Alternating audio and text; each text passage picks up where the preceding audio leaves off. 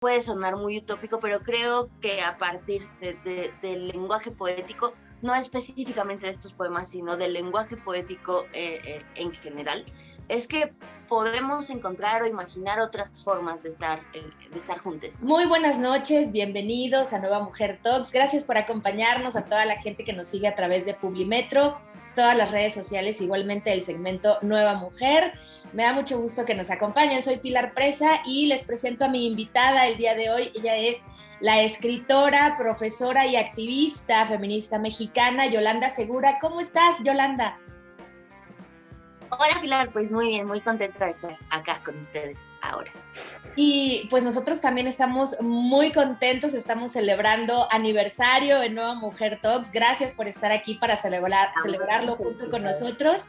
Y bueno, quisiera, pues el motivo de esta entrevista es platicar acerca de este bellísimo poemario que estás sacando en su segunda edición con Editorial Almadía. El nombre es Estancias que por ahora tienen luz y se abren hacia el paisaje.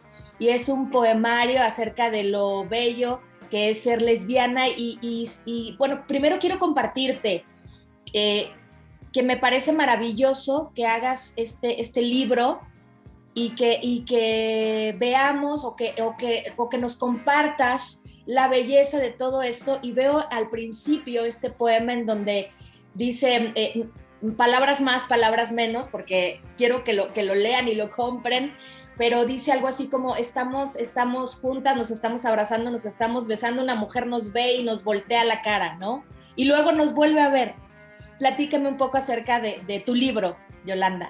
Sí, pues justo creo que es un libro en el cual yo me empecé a plantear muchas cosas de representación de la disidencia sexual, o sea, representación pensada en qué momentos aparecemos o en qué momentos se nos borran, ¿no? O sea, como un poco también hacer la investigación respecto a otras poetas que fueron invisibilizadas, ¿no?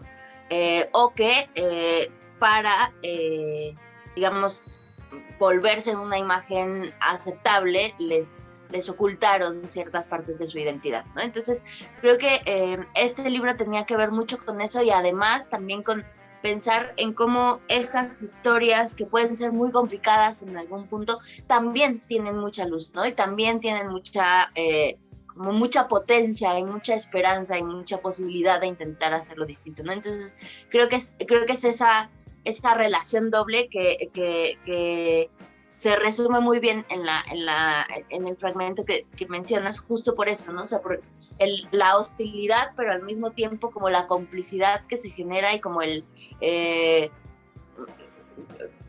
hacemos con esto, no? Ese tipo de preguntas creo que fueron las que estuvieron ahí todo el tiempo en el libro.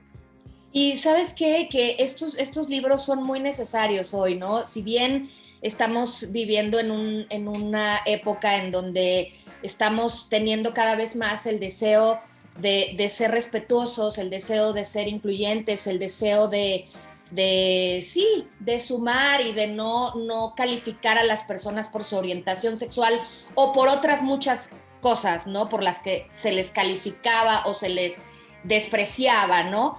O se les rechazaba. Pero aún así hay cosas por hacer. Sin embargo, creo que un libro como este es fundamental para aquellas personas que aún sienten esta duda o tal vez por pues no sé, las personas mayores que crecieron con una cultura, con una educación, que pues les cuesta trabajo todavía como pues ya ni siquiera entenderlo, respetarlo tan solo, ¿no? Sí, creo que es también eso, como un libro que apela mucho, que se pregunta un montón sobre cómo generamos comunidades y cuáles son nuestras posibilidades también en un mundo que resulta tan complicado para todos y específicamente también para las comunidades de la disidencia sexual. Y como bien dices, por un lado hay un montón de avance y un montón de cosas que han afortunadamente cambiado gracias a mucha gente que digamos que se puso al frente en esa lucha.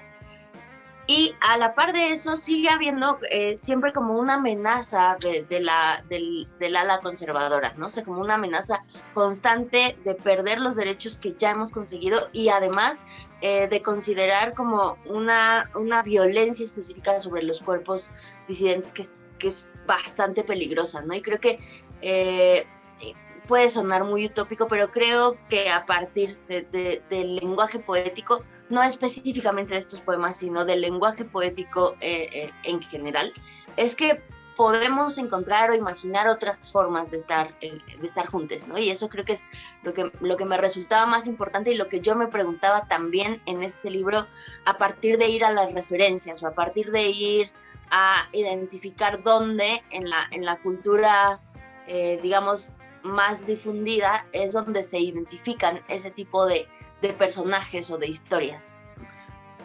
¿Te has sentido rechazada o has sentido alguna vez este rechazo por las personas heterosexuales o por el heteropatriarcado? Yo creo que sí, y creo que prácticamente todas las personas de la disidencia sexual lo hemos sentido en algún momento, ¿no? O sea, creo que es una violencia que atraviesa por muchos lugares, ¿no? Que atraviesa desde esta cosa muy simple de la mirada, que es algo que trabajo en el libro, hasta pues esa violencia transfeminicida que está como tan presente y tan dolorosamente presente. Entonces, yo pensaría que mientras haya una sola persona de cualquier comunidad que se siente así, entonces es que hay mucho por hacer todavía, mucho por trabajar. ¿Qué crees que por supuesto que un libro y que sobre todo sea un libro que se difunda, ¿no? No nada más que se escriba, sino que se difunda, que se acepte, que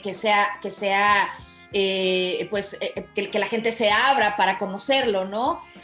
Por supuesto que un libro es importante para lograr esta lucha, pero ¿qué crees que haga más, que haga falta por parte de estas personas que aún están, pues incluso definitivamente debe haber personas muy cerradas, ¿no? Pero incluso creo que a veces hay personas simplemente que están en la ignorancia, que no han sabido pues investigar o abrirse un poco a esto. Sí, creo que justo ahí, creo que el asunto es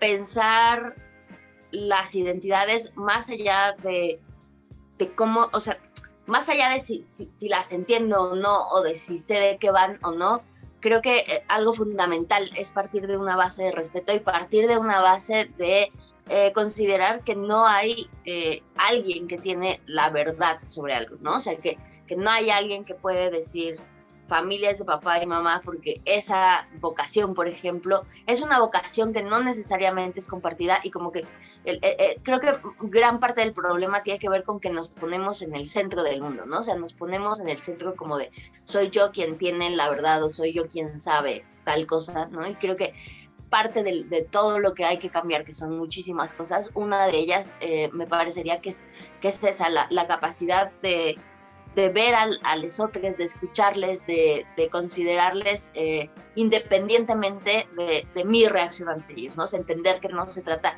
exactamente de mí, sino de las otras personas, ¿no? Hablando como desde el sitio de ese sitio que puede ser muy conservador, pero además muy conservador también desde el no saber, que es distinto a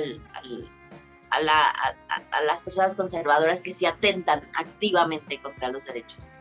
Y bueno, también me gustaría que me compartieras si tienes algún ejemplo de alguna escritora que haya servido como inspiración para ti en este camino. Sí, claro, bueno, pues ayer Cristina Peri Rossi se ganó el premio Cervantes y creo que eso es algo que hay que celebrar muchísimo porque es una de esas figuras referentes y una de esas figuras que hizo una diferencia y una carrera muy marcadamente política y marcadamente decidida en un momento en el que además eso era prácticamente impensable, ¿no? Entonces pensaría en Peri Rossi un poco porque la traigo bastante presente por la cosa de ayer. Y bueno, pienso también en Susana Tennant, que es una poeta argentina del 37, es de la misma generación de Alejandra Pizarnik y justo como ella también eligió la visibilidad, pero esa visibilidad paradójicamente le costó la invisibilidad en el campo literario durante muchos años, ¿no? Entonces, creo que es ese tipo de figuras las que me interesan, ¿no? Como las figuras que explícitamente o que claramente se manifiestan y a partir de ahí eligen un sitio de enunciación que además no solo queda ceñido al asunto de la disidencia sexual, sino que también entenderlo como un sitio de enunciación en el mundo. Eso me parece importante, ¿no? Como no encasillar solo a que las personas de la comunidad LGBT solo hablan de estos temas, ¿no? Sino como la participación en otras historias, en otras problemáticas, me parece también fundamental.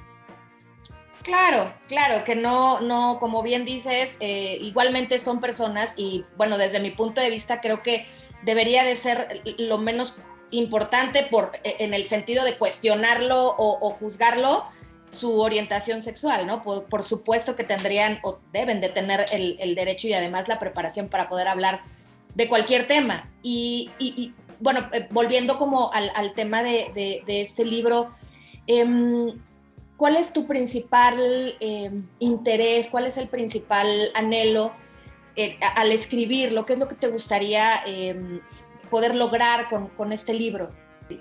Sí, que creo que lo que más tenía en la escritura de este libro, en el proceso, eran preguntas, ¿no?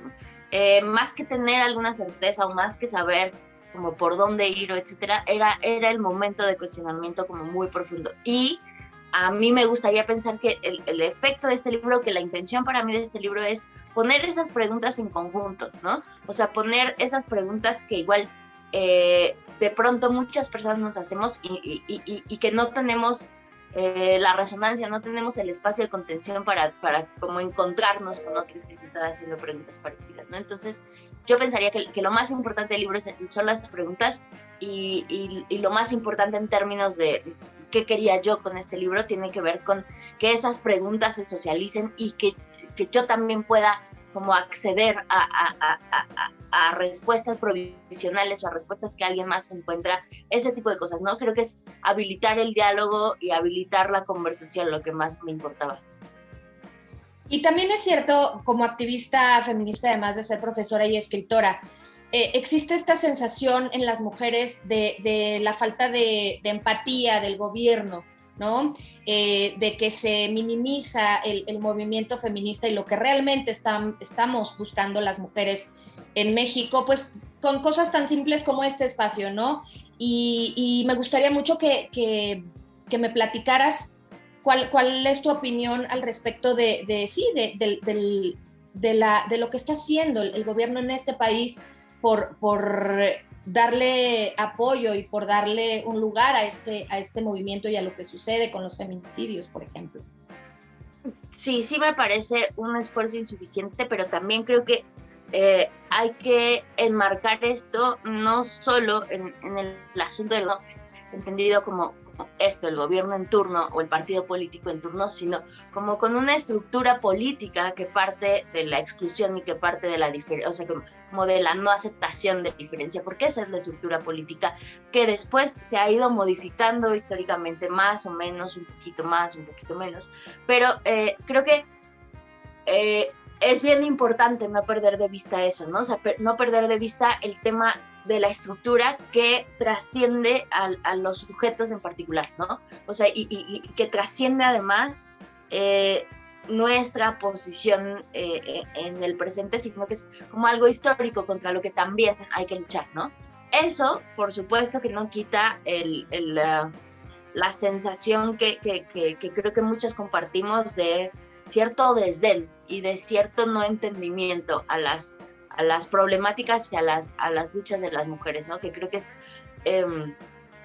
fundamental también reconocer este asunto de que no todas las personas estamos capacitadas para tomar postura o para tomar posición ante todo, ¿no? Y en ese sentido creo que hay algo fundamental que tiene que ver ahí con el asunto de saber escuchar y con el asunto de saber como, no sé, hacerse un ladito, que eso me parecería algo que yo agradecería un montón, ya al menos, ¿no? Me gusta este concepto de hacerse un ladito, exacto. Te refieres a, si no tienes que opinar en todo, igual no lo sabes y puedes hacerte a un lado, ¿no? Y eso también es respetar. Exacto, ¿no? Y, o sea, como si no va a haber un apoyo activo, entonces que no haya una persecución pasiva, ¿no? Que creo que tiene que ver con la opinión, etcétera. Yolanda, te agradezco muchísimo el tiempo en este espacio, es muy, muy corto, pero me quedo con esto que me platicabas al principio sobre que también hay luz en las diferencias y hay que aprender a verla, ¿no? Sí, muchas gracias, Pilar. Gracias a ti, querida Yolanda, y estaremos muy pendientes de esta segunda edición de tu poemario. Y bueno, gracias a ustedes por acompañarnos en Nueva Mujer Talks. Nos vemos la próxima.